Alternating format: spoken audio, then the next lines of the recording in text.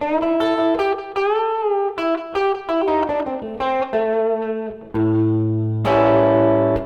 guys, it's Jonathan Bocher from PlayGuitar.com. Today I've got a very versatile blues lick for you. It's not some big, long, flashy thing or anything like that, but it's one that you can slip into just about anything. You can slip it between vocal lines, you can build out longer bits of solos around it. Super versatile. We're going to be in A Pentatonic Minor.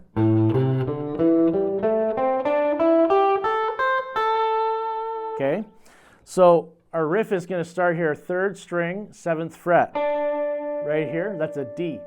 Okay, now we're going to stretch up, which also happens to be the 4, by the way.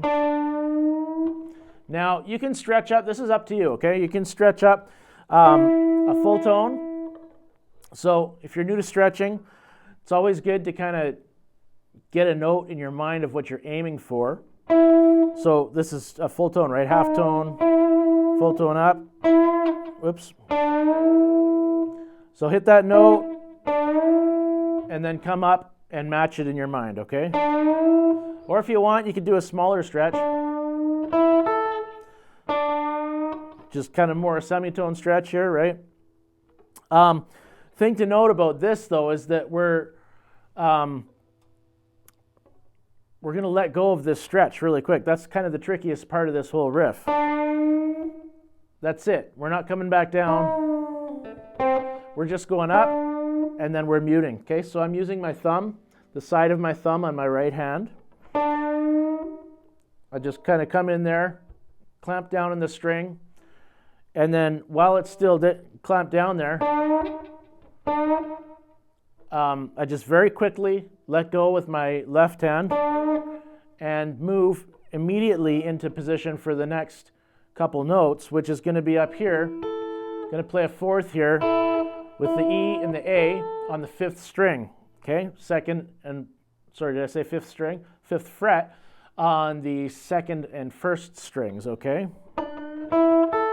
Now, when my finger comes into position for those 2 strings, it's doing double duty because the tip of my finger right here is also touching that 3rd string just enough to kind of deaden it, because it's coming back down from this bend that we just did, and it doesn't have a finger on it. So its natural inclination would be to just wiggle around a little bit, right, and make a whole bunch of noise that we don't want. So if I just let the tip of my finger right here catch it, and not pushing it down or anything like that, but just catch it and just touch it, then that's going to deaden out any sound from it, and we're good to go, right?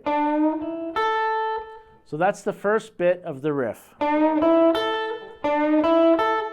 So we're barring those 2 strings, right?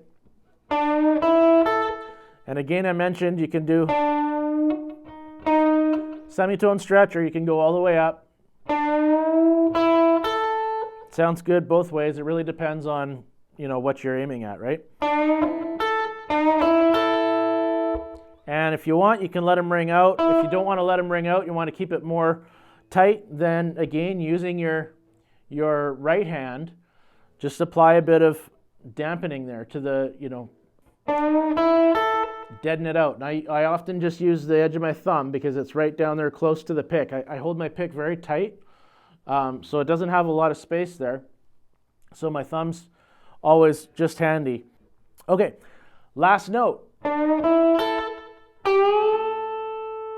We're going to go to the 2nd string, 8th fret, and we're going to do another string bend. Okay, now this is this one, if you want, you can get all your fingers involved. I'll often just kind of grab that string with all 4 fingers.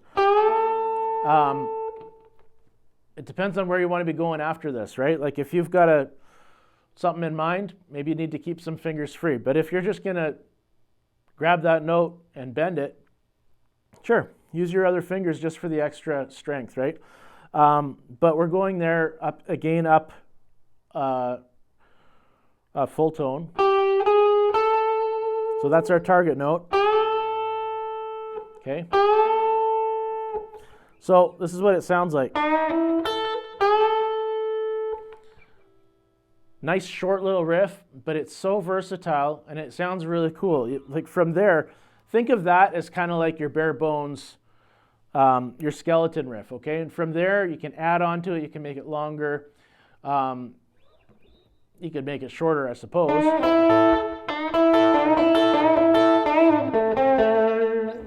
That's fun. Sometimes I'll play all these together. Just playing strings 1, 2, and 3.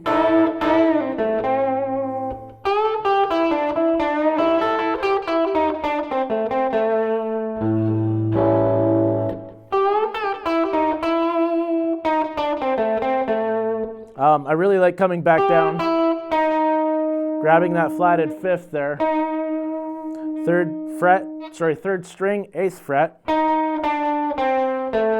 and then you're back on your A. Now, this comes straight out of the pentatonic minor scale pattern, and that means you can transpose it into any key you want simply by moving that scale pattern around, right? So it's one of the most crucial concepts of soloing on the guitar. So let's go to E pentatonic minor.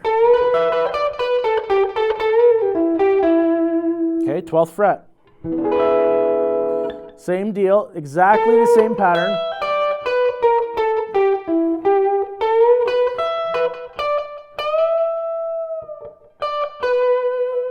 Okay, you can do this anywhere.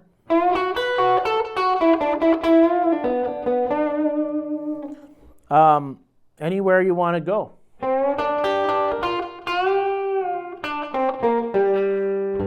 Of course, now I'm in G pentatonic minor. So move that riff around with you anywhere you go. I really encourage you to find yourself a jam track. I've got some at PlayGuitar.com if you need. There's lots of other good ones out there. But get a jam track and practice that riff. Okay, find the key you're in, practice that riff, and then see where you go from there, right? Once you start playing with it a bit, you're gonna feel the timing differently. You're gonna add different things on the end. You're gonna come into it differently. It's just work it over and over and over until it becomes like an word almost, right? Like, well, I just noticed it. I'm saying like a lot. Sometimes I say There's all these little words, right? And in guitar, we often do the same sort of thing. We've got these little comfortable words that we just can slip in, little comfortable little riffs. And I don't say that to like overdo it, but get it to that point of familiarity and that point of comfort where you're so able to just throw it into anything you want and modify it any way you please. Okay, so hope you enjoyed that. Fun little blues riff for you. Come on over to PlayGuitar.com. There's plenty more.